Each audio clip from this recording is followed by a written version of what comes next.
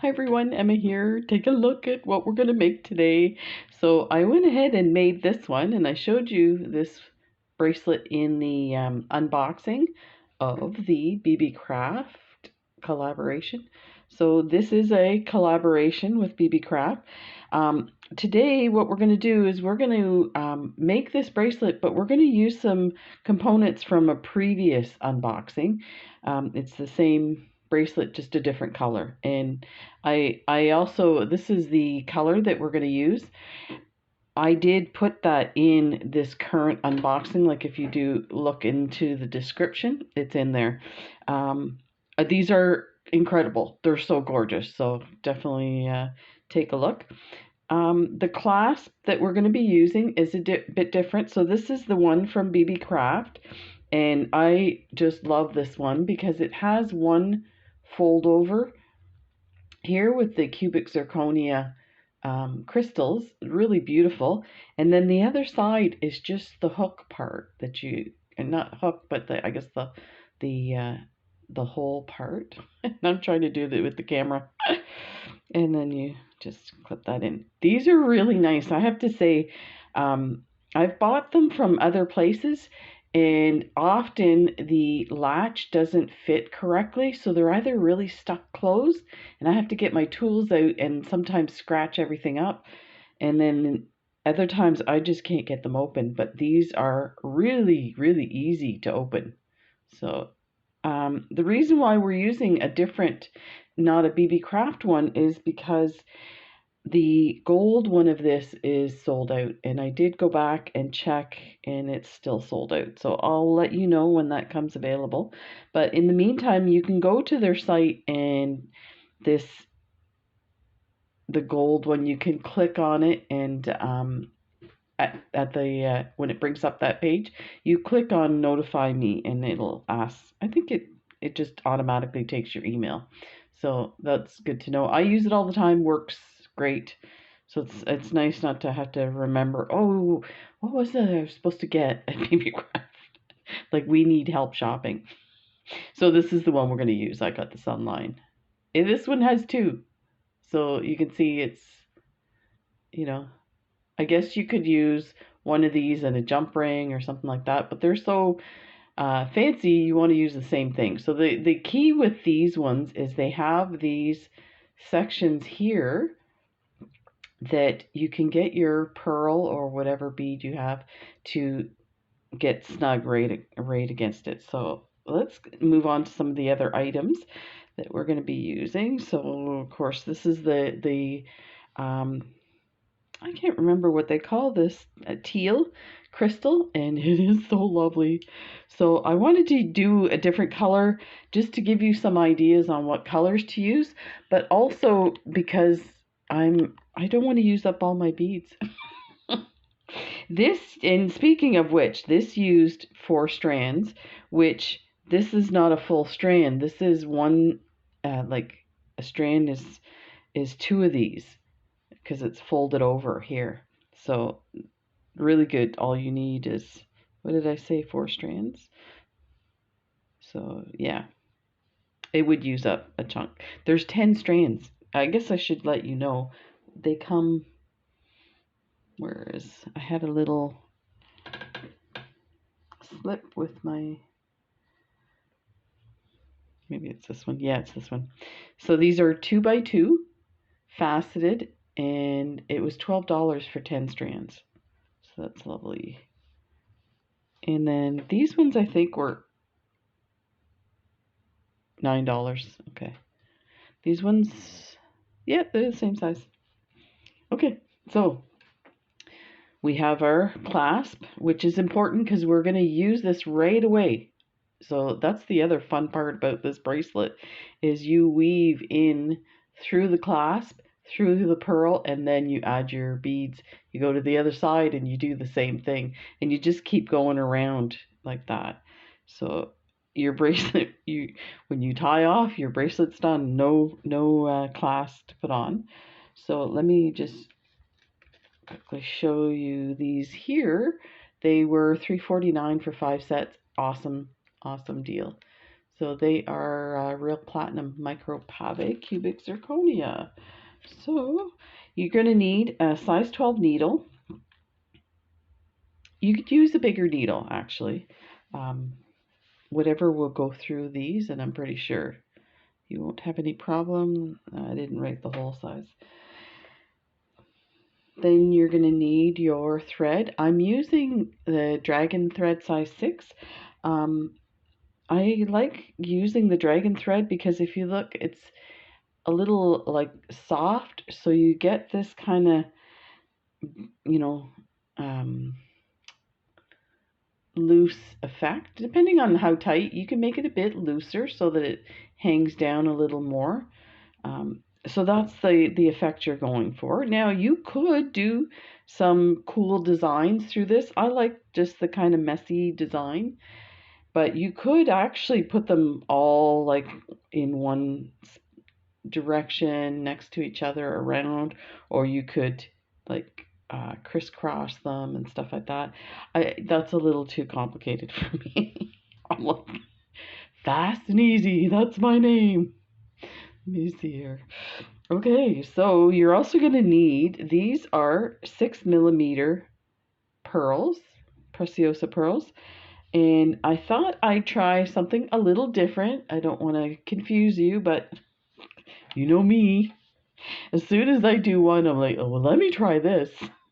So I apologize, I'm trying to get this set up, centered here. Okay, so I am going to use for my beads that's going to hold everything together these incredible oval cabochons. They're 2 holes. So I was curious when I started doing this one. I'm thinking, I wonder if I did the 2 holes, if it would line it up flat. So that's what we're going to do. But you can basically use any hole, any crystal you want, any bead, whatever design, and it'll look amazing. So you're going to need 9 of these on this bracelet. This bracelet fits my wrist, which is a 6-inch wrist. There's 7 pearls. So you got to remember the pearl at the end here on the clasp. So I thought I'd make this one for somebody with a bigger wrist than mine, because you know, a girl can only wear so many bracelets. You guys are like, no, just put them all the way up your arm, Emma. And I'm just going to adjust this a bit. It's a little awkward. There we go. Now, I wanted to show you a trick. If you don't want to add thread for this bracelet, because it is a continuous, you know, thread that goes through everything, the best way to do that I know of, let me know if you have a better idea, is I take 2 wingspans and a bit. So yeah, we'll see if this gets us to the end. We are going to make the whole thing from beginning to end so that I can finish, show you how to finish it off, which is basically just tying a knot. But so what I do is I take half, like I take a strand that's got 2 wingspans, take 1 wingspan, wrap it around my fingers, and then twist it, and then wrap the thread a couple of times around. I have my stop bead, and then I'm going to start on the other side. When I get to the end of this, like where I have no more thread, then I can untwist this, take my stop bead off, and continue the bracelet on the other end. And then you don't have to add thread. So yeah, there's that. So to start with, I'm going to take these guys apart. Oh geez. So this is what I was saying. Some of these are hard to open, and I never thought to check them. The best way I found is go from the middle. If you try to open it from the outside, it scratches your, there we go. That one's open. Yeah. So I am finding that the Beebeecraft findings are much better quality than what I've been purchasing. So super stoked about that. Okay, so we'll leave these open just to let you know you can see the 2 holes. and it comes through so you can get your needle up and then over through. So we're going to need that. And I'm trying to remember which one I started with. Okay, I think what I did was I started with one of these. So you're going to have to remember to do half of your beads through one hole and half through the other. And I guess the best way to do that is what we'll do is when we turn around, we'll go to the other hole, and that way you know it's always going to be even. So I'm just going to start with this one here, bring it all the way down. And what I did was, oh, is there a knot there? Please don't be a knot. Sometimes this happens when I put my thread down. It's so annoying.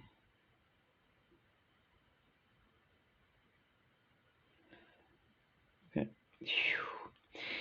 If you do get a knot and you've already got beads on and stuff like that, if it's thin thread like this, you can actually like get it nice and tight and just kind of mash it down with your nail.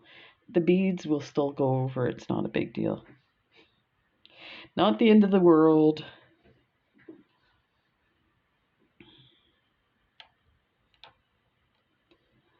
Okay. So like that. But think of this. We're going to do one set of these beads, and I counted 10 on each before I put a new bead on. Then we'll get the new bead and we'll put the clasp.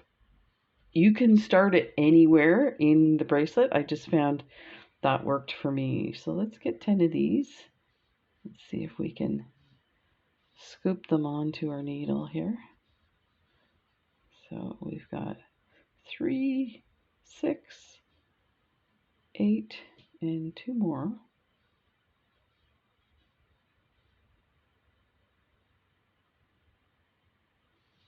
I am trying to do it looking at the camera. Doesn't work. Never works. Put that on. Oh, this is gonna look amazing. Oh. Let's move these up so we can see our progress. Okay, so you're gonna add the next. So you're gonna have to, if you're using one of these cabochons, you see how the back side is flat. You will have to make sure that you come in through the correct hole. So, like I said, if this is going to be the bracelet this way, there's the flat. So now we're at the bottom. We're going to go through the bottom left-hand side hole. Bring that down. This will be the setup is I don't want to say the hardest part, but the more confusing part of the whole bracelet. And this is probably the simplest bracelet you'll ever make. So that does not look a lot. The 10 looks like we need more, I think, because we're using a 2-hole. Let me think about that, because it makes it kind of poofy when you're putting it all through one hole. Let's just continue and it'll be what it is. So and doesn't matter which hole we put this through. Bring your thread through, then go over to the second hole of the clasp. And let me get a Beebeecraft one to show you the holes. Oh, it's got the bar. That's great. And then there are holes. No, I guess that one doesn't. This one may. Yeah, it's just one single hole at the edge. I'm trying to show it to you there. So that's great. And this one got hooked on the lip here. I might just close this so it doesn't get hooked all the time. And there. Let's get this on.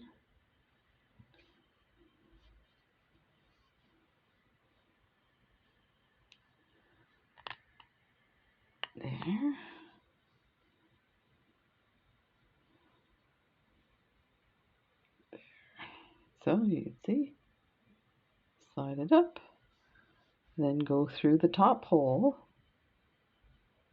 like that.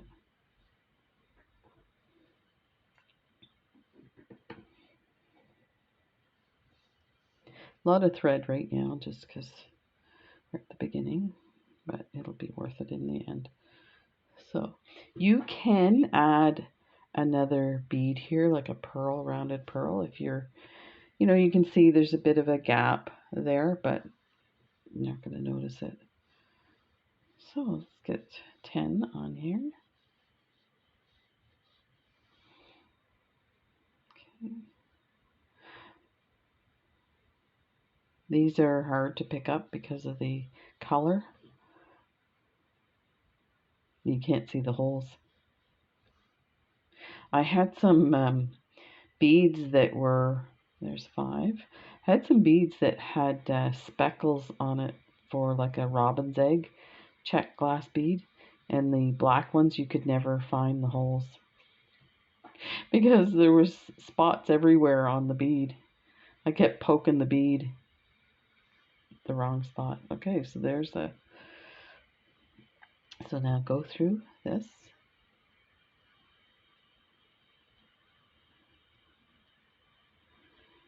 And that's what happens when you have a lot of thread here.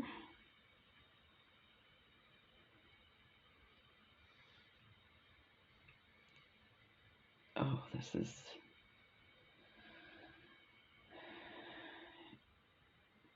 instead of untangling, I put it through a second time. Oh no, this is the, okay, so this, warning, this happens. So what I try to do is leave this extended thread further away from my work. So put your stop bead in a different area. So far, that's what we have. Okay. So now we're going to add 10. 1, 2, 3. Oh boy, this is harder than I thought. 6.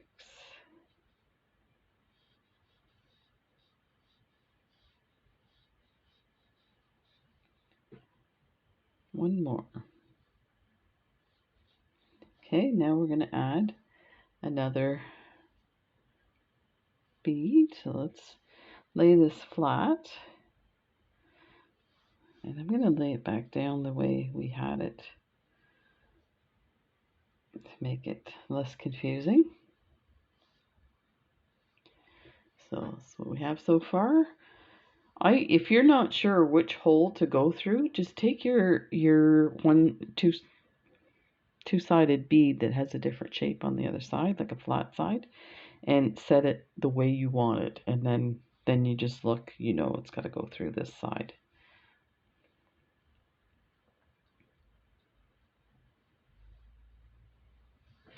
Okay, let's see how I can do with this.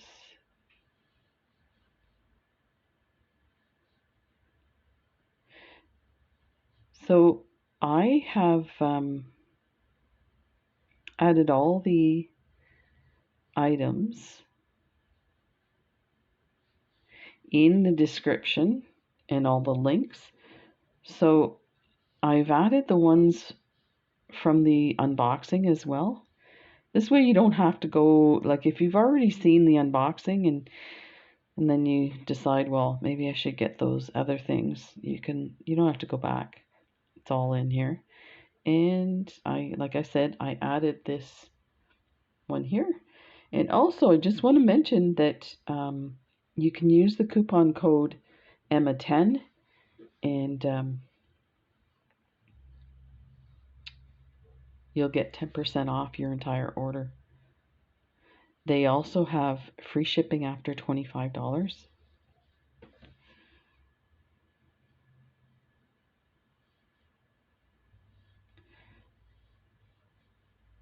Okay. 5. Get these guys.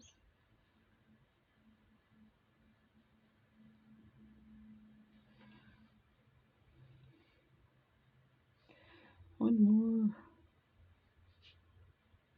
Okay. Add the next cabochon.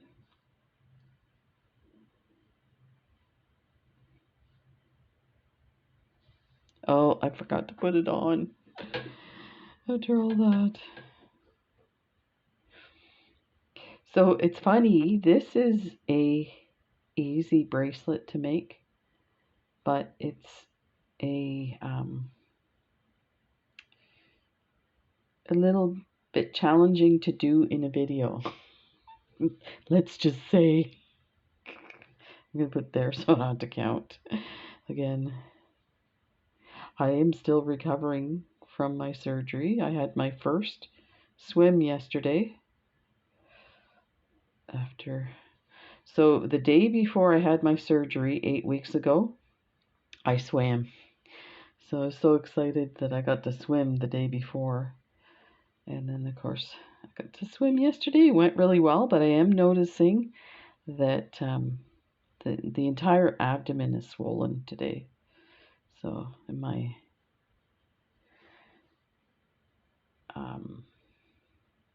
my cognitive ability is a bit challenged.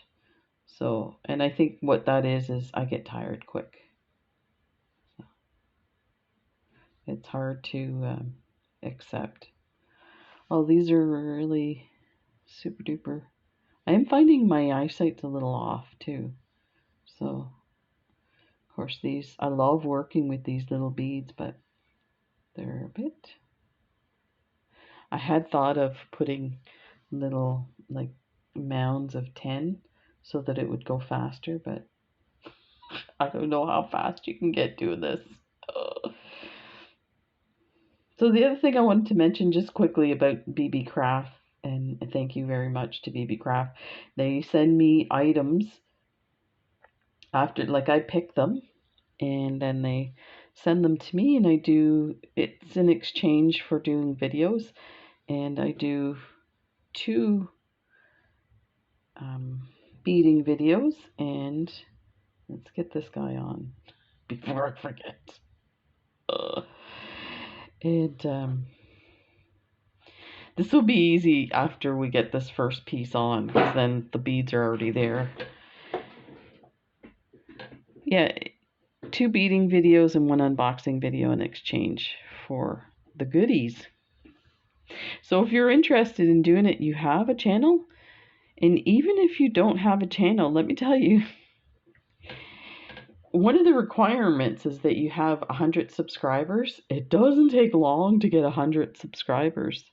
So you should definitely, if you're thinking of doing it, it's a lot of fun. Like, I find it really motivating and helps my creativity, because I, first of all, go have fun shopping to begin with.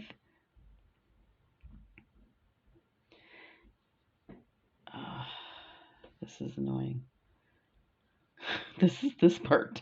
I can't believe how hard they are to. But you know what? I was working with regular size beads yesterday and I couldn't see anything. So, and that's what's happening here. I have some other medical stuff going on that's possibly affecting my eyesight. So that's what happens when you get old. And as my wife says, we are old. When I say we're getting old, I'm like, shh, shh, we're getting old. One day we'll be old, but not now. Okay, so get the cabochon on. The weather is beautiful here. We had record days of rain. I want to say it was 12 days, but actually I think it was something like 15 days straight of rain in June. So I guess it was a record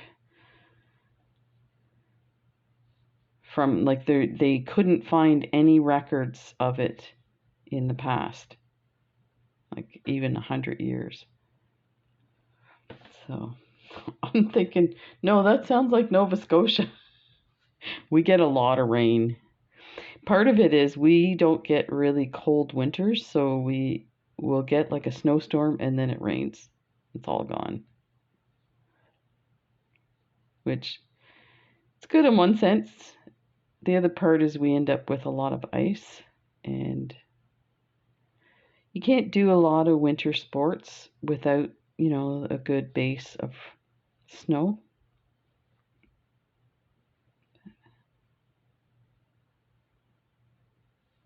So I hope everybody's having a great summer. I love kicking off the summer with a visit from my sister. That's always fun. You know what? This looks like it's going to be longer. Let's check against the other bracelet. So we may cut it down.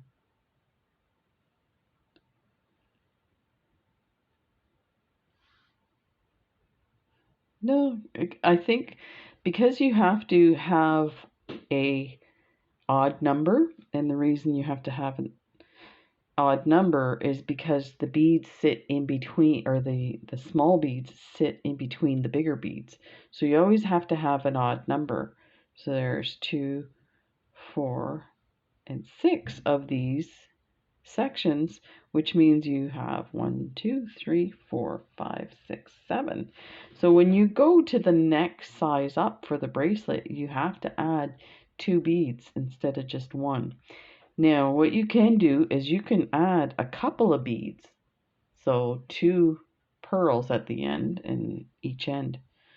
So I may have to do that because this may end up being way too big. But here we go. Let's just eyeball it here.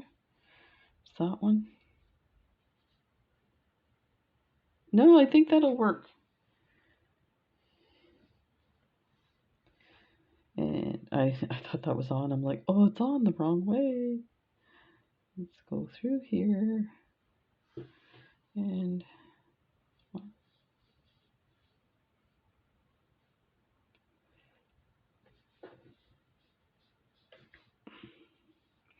I think we may end up not doing the whole thing because this is incredibly difficult to bead these on, thread them. There's 5. So these are faceted beads, so that's why it's hard to see where the hole is, because some of the facets look like holes. 2. So I'm just trying to roll it around till my needle goes in. Somebody asked about the electroplating. So these are electroplated. That's what that shiny look is. And I did some research on electroplating, and electroplating is actually, so the question was, does the shiny stuff come off, wear off? And it doesn't. Because it's electroplated, it actually adheres to the crystal in a different way using that electroplating technique. And so that's super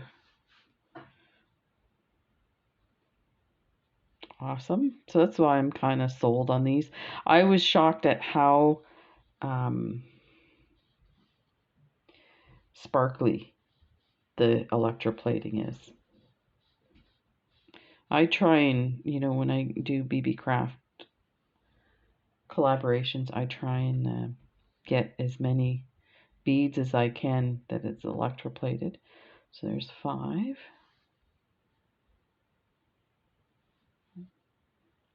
Need 3 more. There's 2.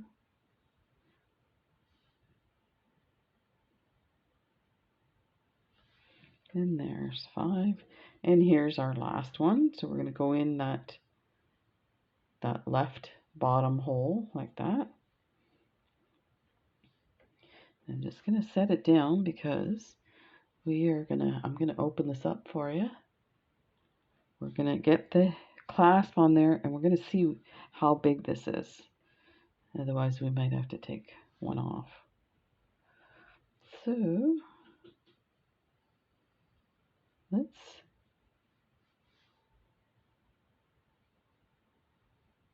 I'm just looking at where the cubic zirconia is, and I kind of want to, I think I should do it opposite to the other side, so you can see the other side. The clasp is coming down, so let's do it this way so that it's going down, because that way it'll crisscross. So let's go through that hole.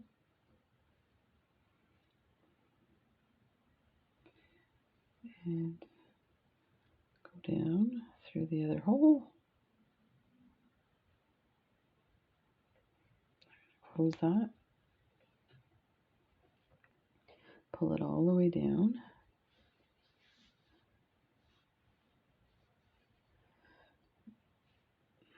Like that. Go through the top hole. So if you're using a single hole bead, simple, you go up through the clasp and then back through the same hole. So you don't have to worry. Because there is a bar across the clasp so that you can, so you make sure you go through that. And I do that every time, and that way it reinforces.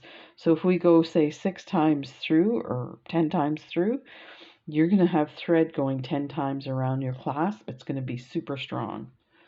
Super strong. So let's measure it. Oh my gosh, this is looking amazing. We have, I'm doing the centimeters.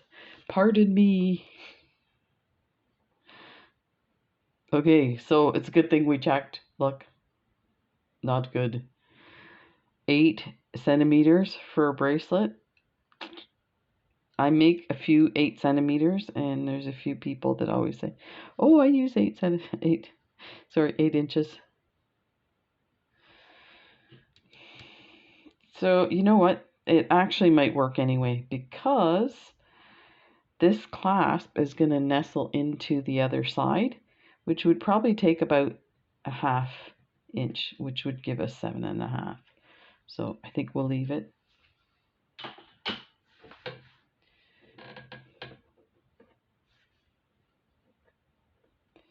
Let me get that back. There. Okay. So now we're set to go. Let's start getting these guys on. Okay, let's try it this way. Getting closer. You know, it might be that I need a different color mat. 1, 2. This could take a while.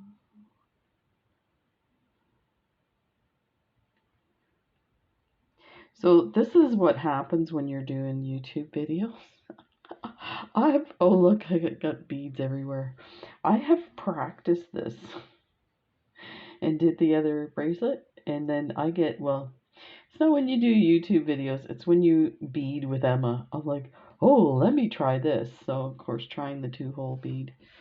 And to be fair too, this little sparkly bead is harder to see the hole than in these blue ones. So just put that out there. There's 5.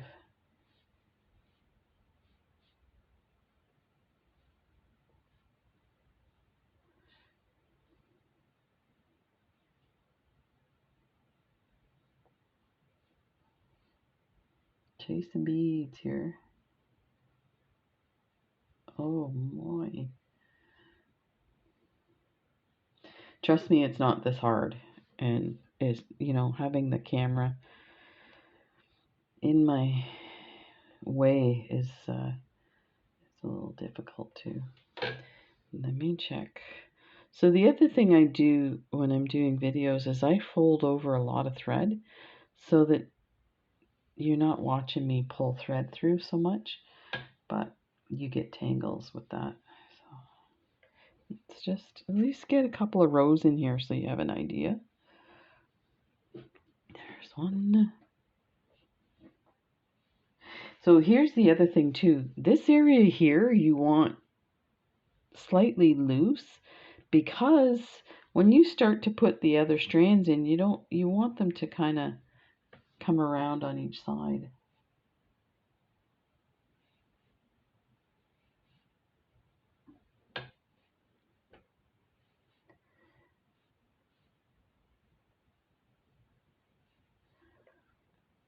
Oh my goodness. 3, 4, 5, 6,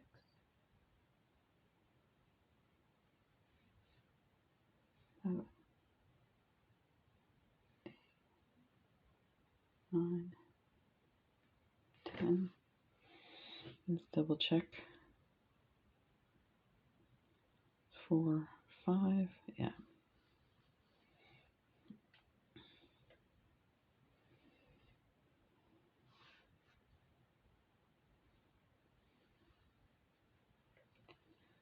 Let's hold that one down. There.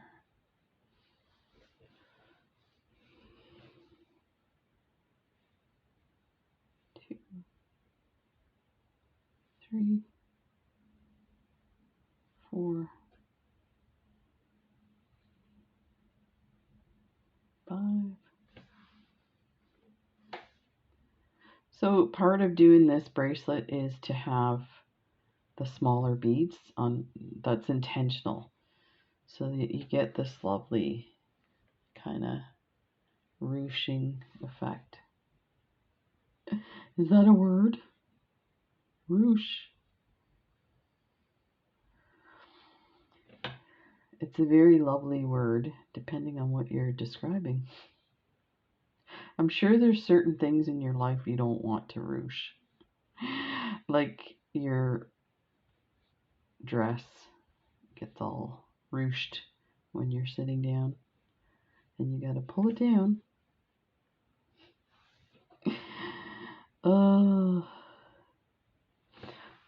I should tell you a story. This is going to take a while, so maybe I should tell you a story. And somebody mentioned, oh, this is so funny. So somebody commented on one of my older videos when I was doing a lot more storytelling. And I apologize, the more videos I do tutorials on, it's harder to do stories because I'm that person that can't chew gum and walk at the same time. Surprising, as a nurse, I was able to do it. So this person said to me, and of course you could tell they were the wording of the question was, you could tell it was a different language speaker kind of thing. So they and I'm guessing they were Filipino, because you'll hear why when I tell you what they asked. They said, "Is your mother Filipino? You tell stories just like a Filipino mother." I was like howling laughing. I grew up with Filipinos. We have a huge community in Toronto where I grew up, and we went to school with. It was so big that they had their own school next to us, so they still had, Filipino language as well as English and stuff like that. Let me enlarge this for you. Oh, it's only 5. Keep going. So I thought that was so funny. And then when I was nursing in North Carolina, I worked with Filipino nurses. So it just seemed natural working with Filipino nurses. Like, I responded by saying, "No, I'm French." And I think they say, because you tell stories like a Filipino. mother. So back to the ruching, hence the story situation, but I did want to tell you about that. And I apologize, I can't remember the person's name. I just want to say a shout out to you. If you're out there, you know who you are. So I was at, so this girlfriend I grew up with in grade school, we had grade school to grade 8. Like, my wife talks about middle school. I'm like, what is that? She's like, don't you guys have middle school? I'm like, not the French school. We have we have junior kindergarten, senior kindergarten, all the way to grade 8, all in the same school. So, you know, whenever she talks about having a junior high, and she's saying like, oh, there's only 5 in there. Ugh.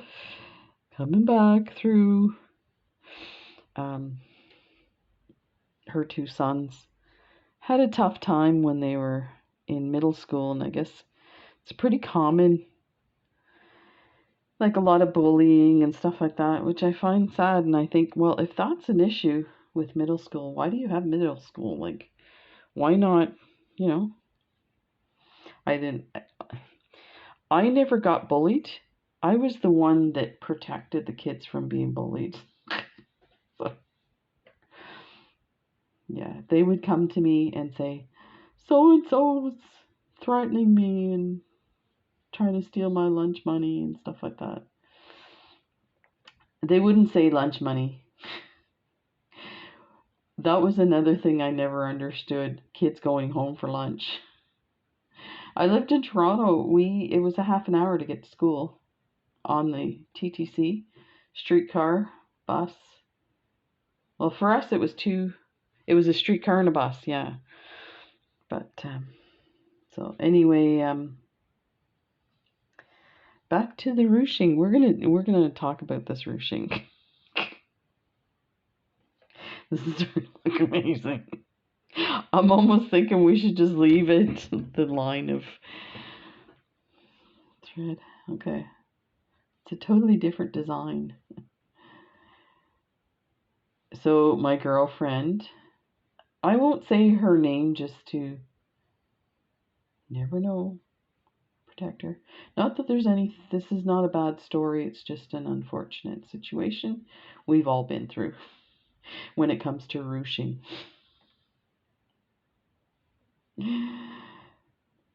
So I was at her wedding, and it was a lovely wedding.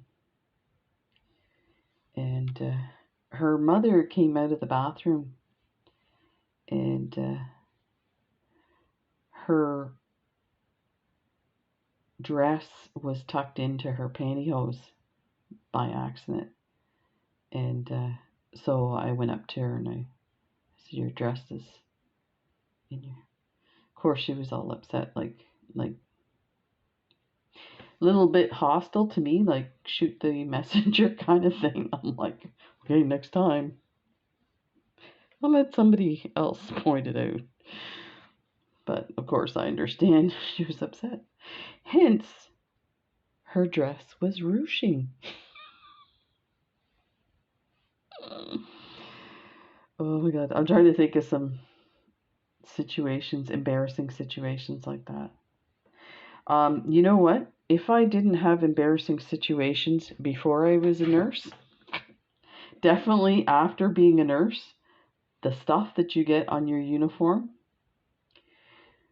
is not pleasant. The worst was the betadine. It was brown. Nowadays they use pink betadine, which I find interesting, and it washes off a lot easier. But the brown betadine was just brutal. So there's 5. We're almost at the end.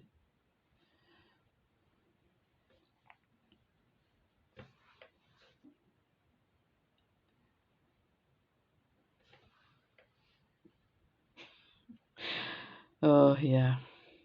I would tell you some stories about nursing, funny stories.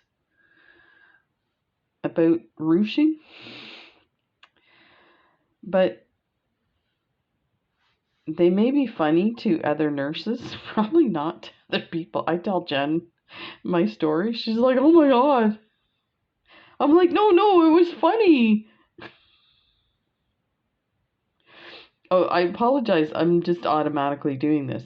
So instead of, oh, and look, I think there's only 5. I thought I counted 10. Let's go back. Let's back up. No, it was 10. But yeah, it was 10.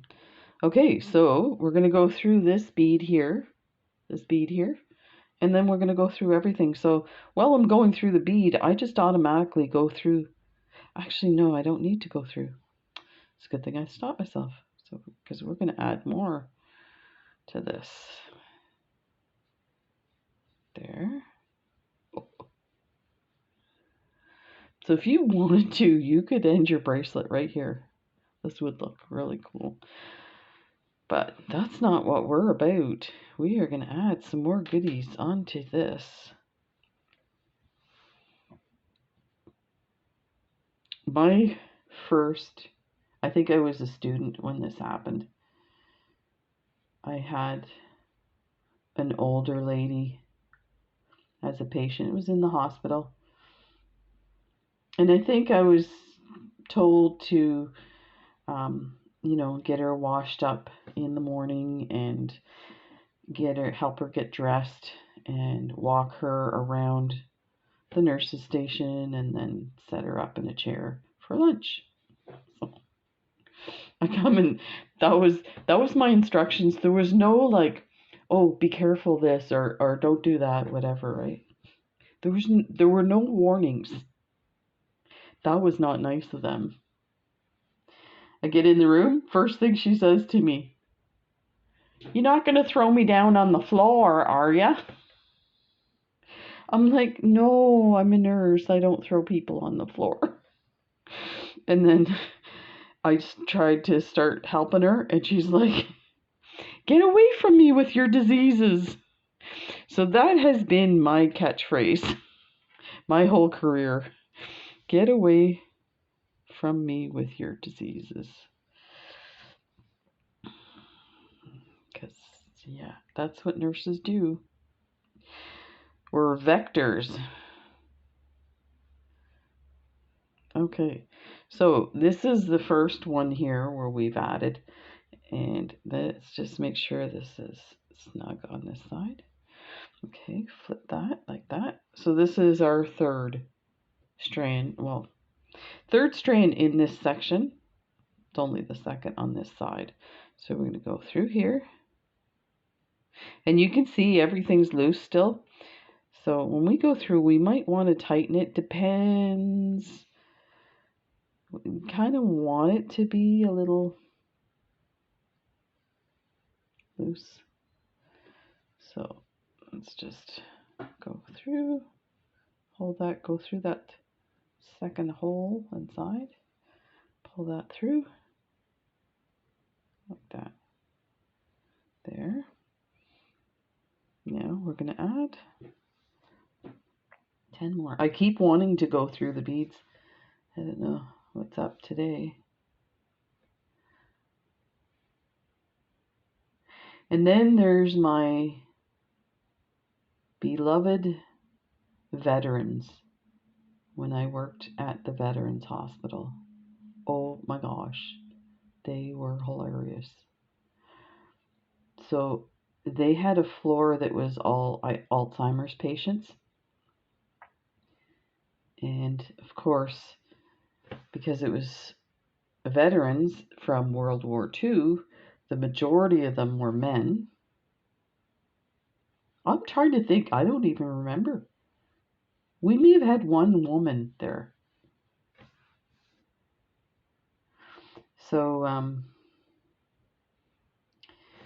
because it was an Alzheimer's unit, they tend to wander to other parts of the hospital.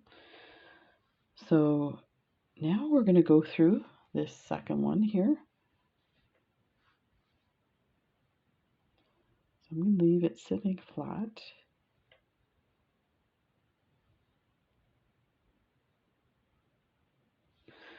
try to leave it sitting flat. So yeah, there was a stairwell. We were on like the 3rd floor or something like that. It was a big hospital. And it was right next door to Sunnybrook, which is the trauma center in Toronto.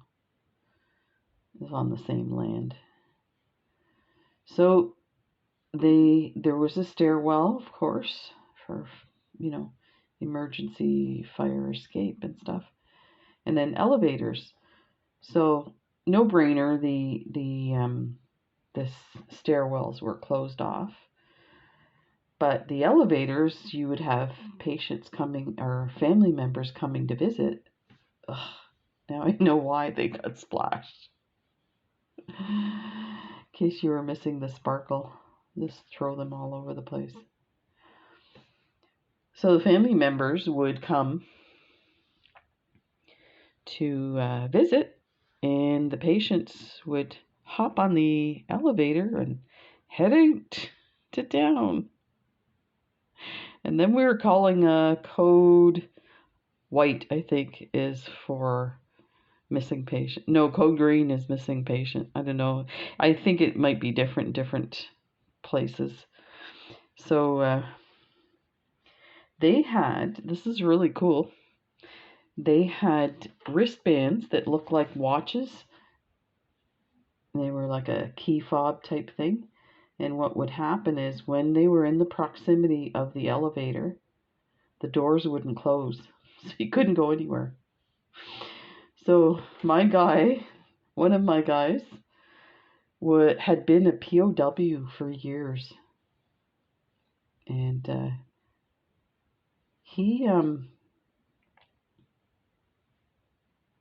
they all have Alzheimer's, so you can imagine a lot of wandering and not knowing where they are.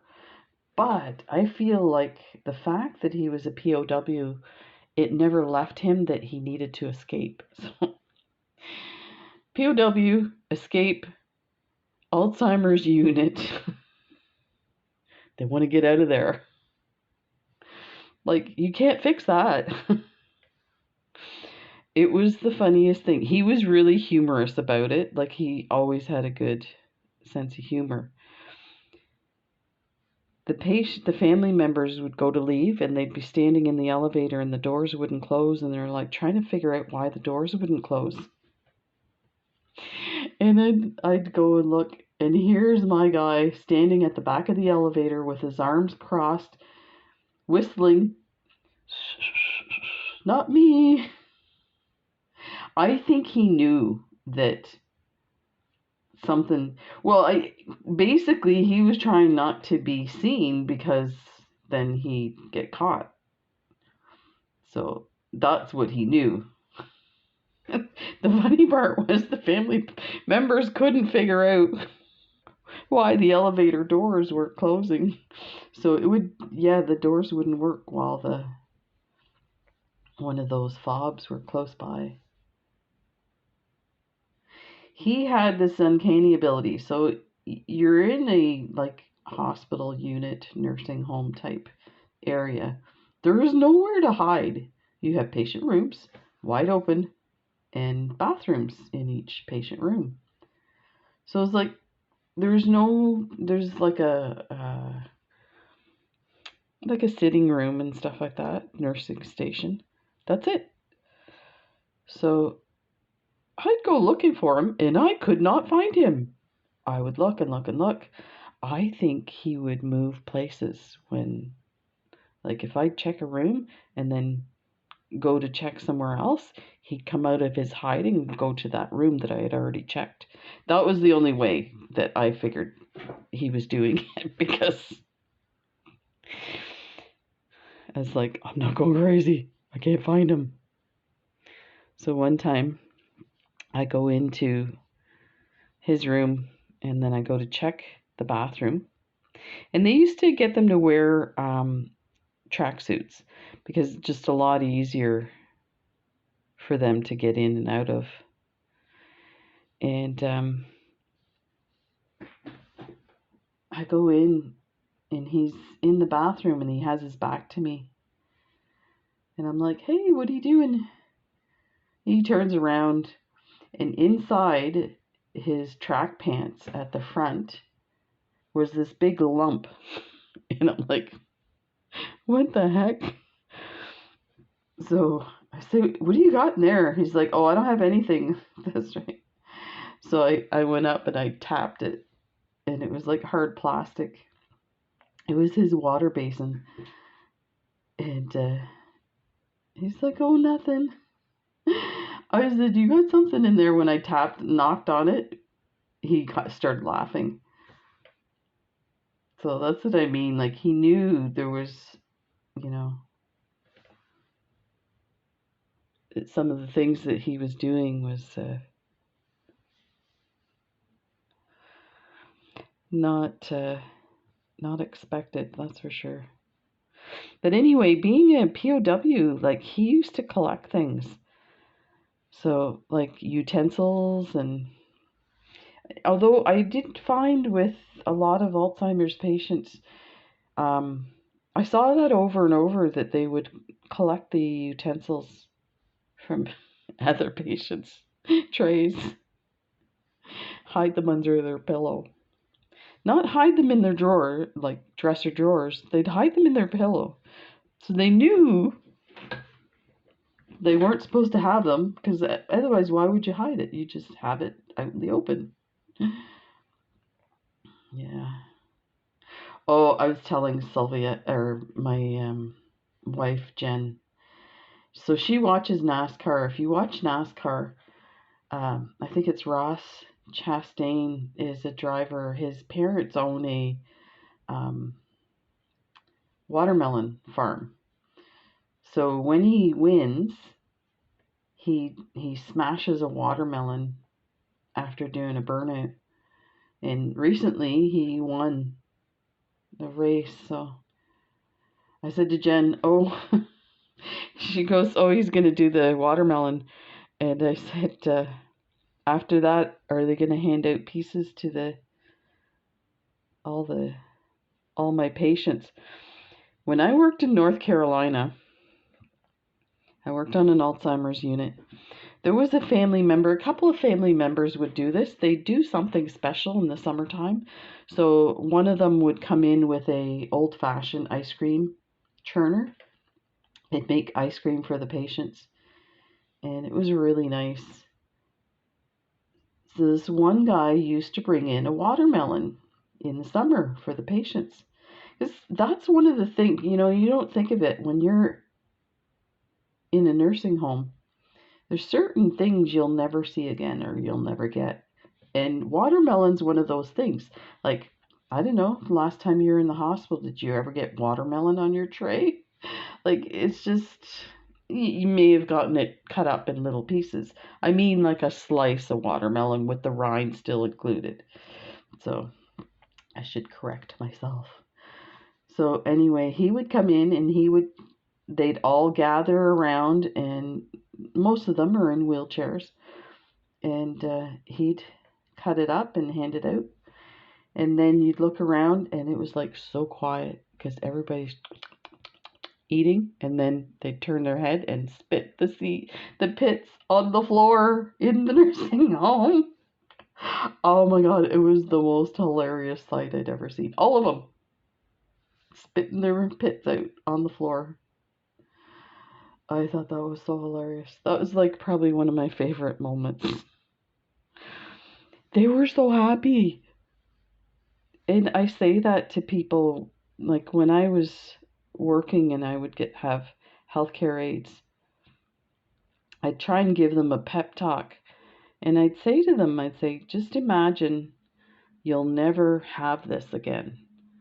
And, one of those things is like the simplicity of cutting up a watermelon on a hot summer day.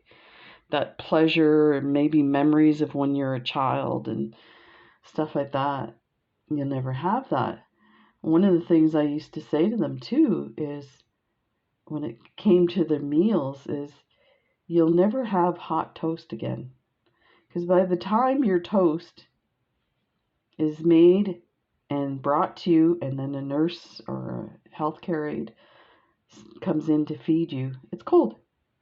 Like, unless you have the toaster in your room, you're never gonna.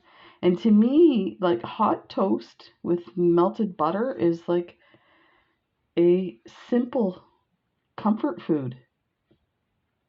You know, I only bring this up because there's some issues going on in Ontario with the long-term care um, facilities not being kind of up to proper standards. And, you know, after COVID, like during COVID, we lost a lot of senior citizens in um, in the nursing homes because of a whole myriad of issues. So this is the last one on this side, the bottom. So we're going to go up through the hole, go through that side, then go through the second hole. Let's bring this over first. On the other side, go through that hole and bring it through like that.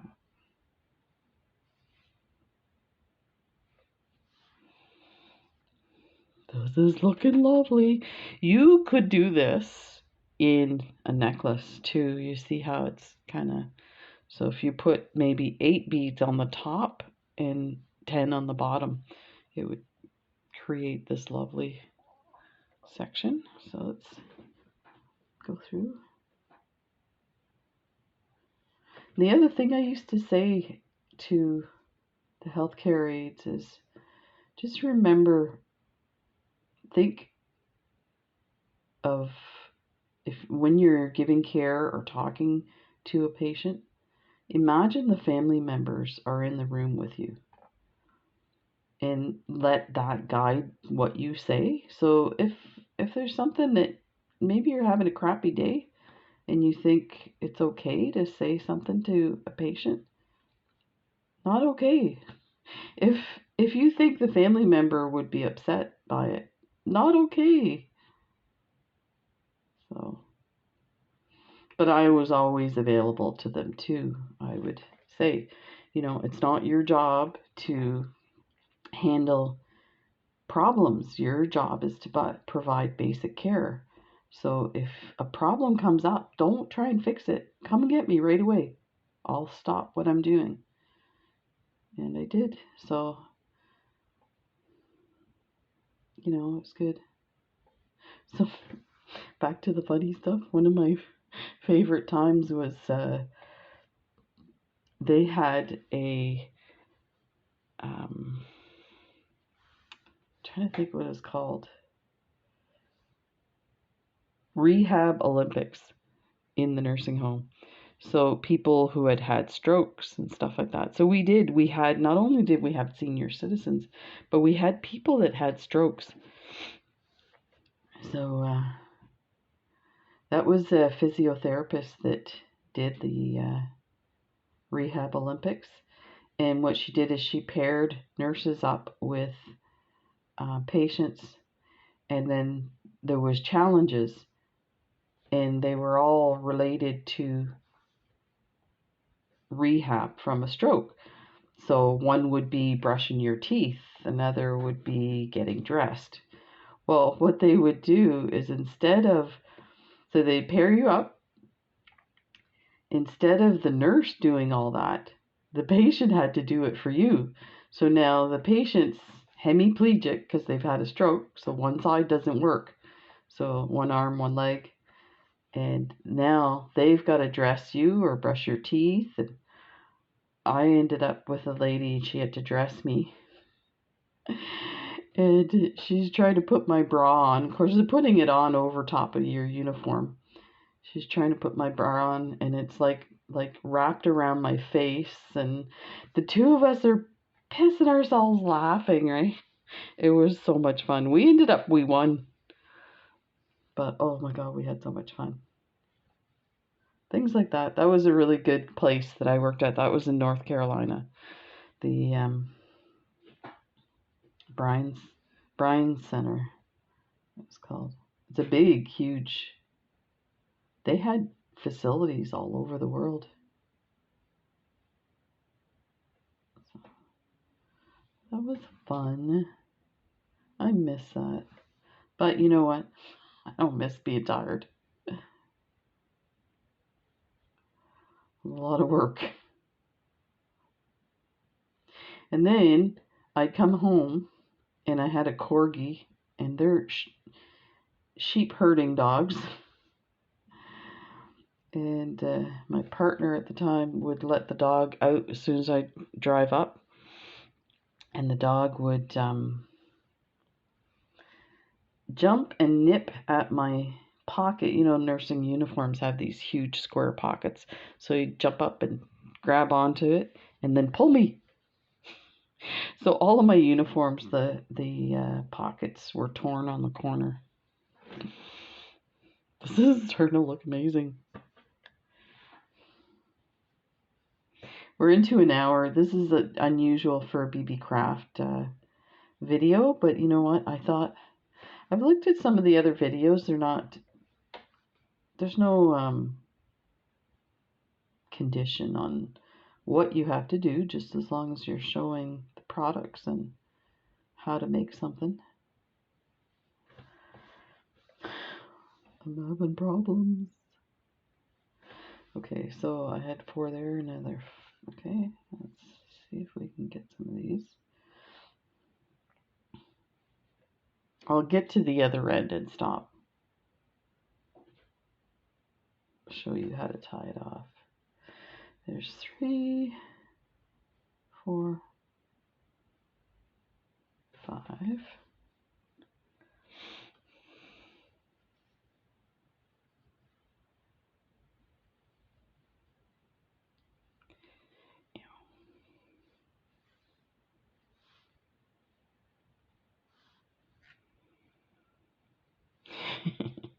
I'm thinking about my lovely lady that in North Carolina. They had, actually, I think they implemented the key fob where the doors would set off an alarm if you went through the doors. That's what it was.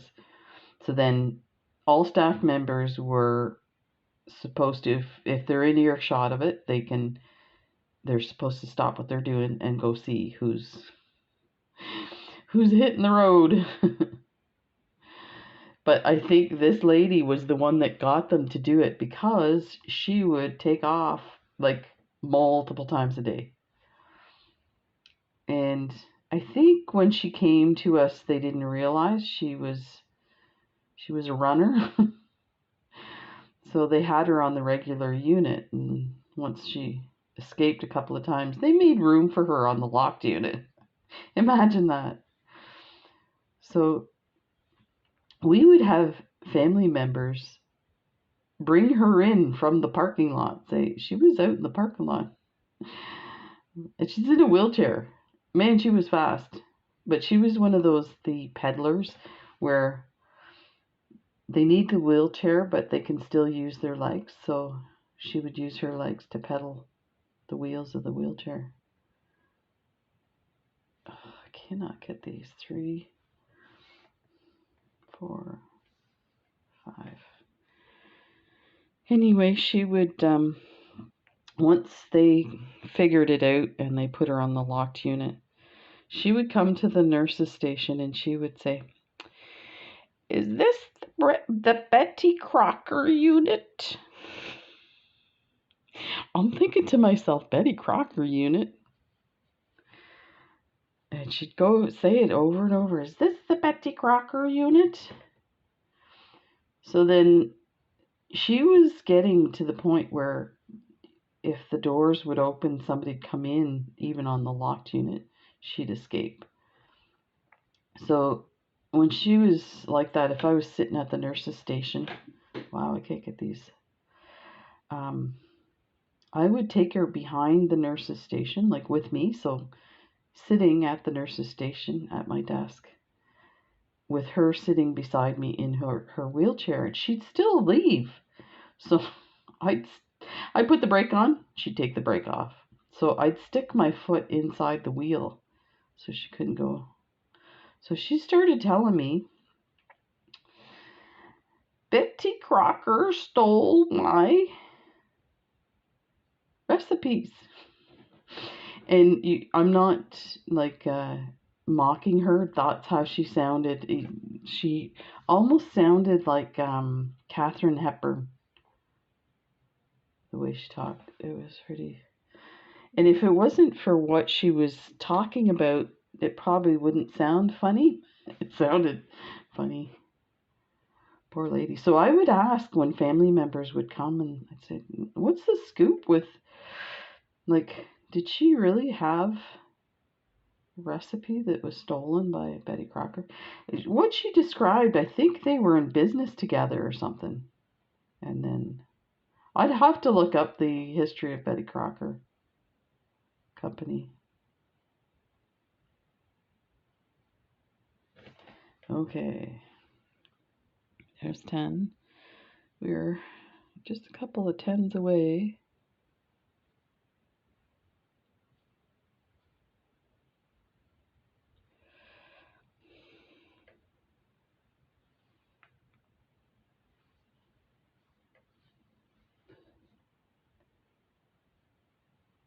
One, two,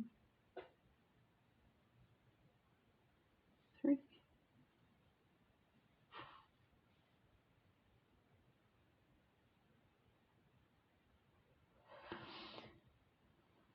four,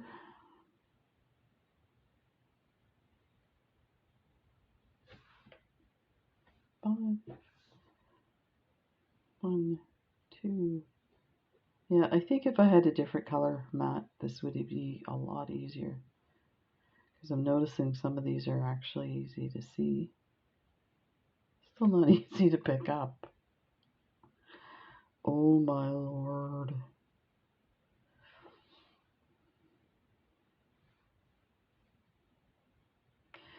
So when I was talking to my sister Sylvia, my dad had, both of my mom and dad ended up in a nursing home.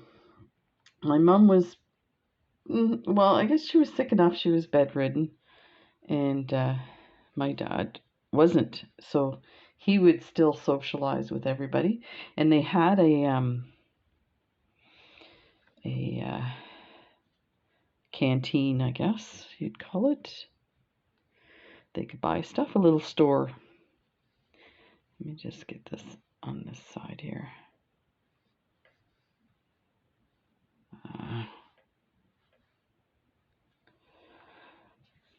There.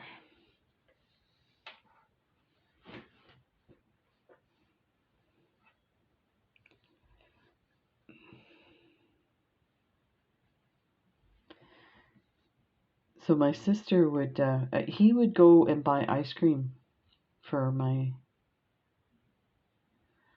mom and himself. So my sister would give him like $100 or something like that. And the next time she'd visit him, he'd say, "Do you have any money?" She's like, "I gave you $100. Yeah, I spent it at the store getting ice cream." He was probably buying ice cream for everybody. You know, it's funny, I remember that was his thing. He would take us for ice cream in the summer at Dairy Queen. The cones were 25 cents each.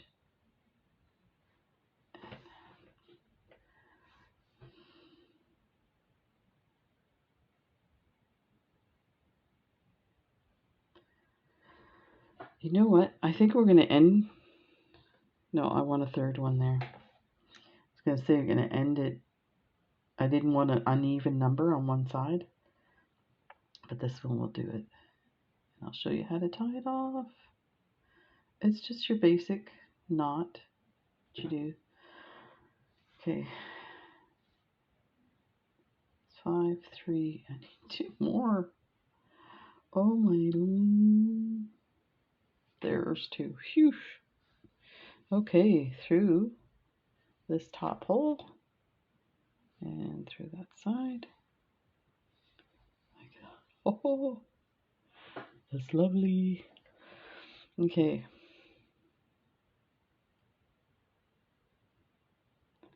Let's go through here like that. Now, what you're going to do, you come through here, you're going to pick one of these thread bridges like that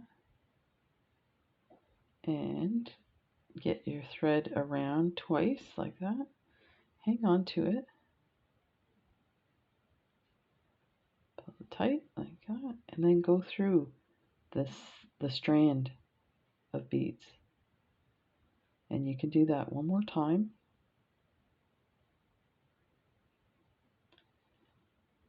Like that. So what I'm going to do is I'm going to leave it at this, and I think I'm going to finish it and add more bulk to it. But for the sake of this video, this is what we have. Let's move these out of the way.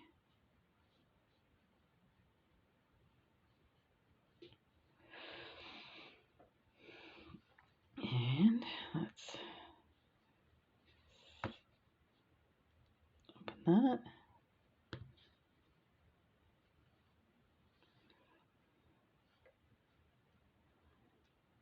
There. Let's see the. It looks like I did the flat side to the crystal piece on both. There we go. So there's that one. And this one. These are lovely. There we go. Thanks for joining me. I hope you enjoyed my stories. And don't forget to use the coupon code Emma10 for 10% off. And yeah, I have an incredible video to do next for the Beebeecraft. This one was a little all over the place. I was trying different things, but you know what? The next one, you're gonna go nuts. So stay tuned. Take care, everybody. Bye.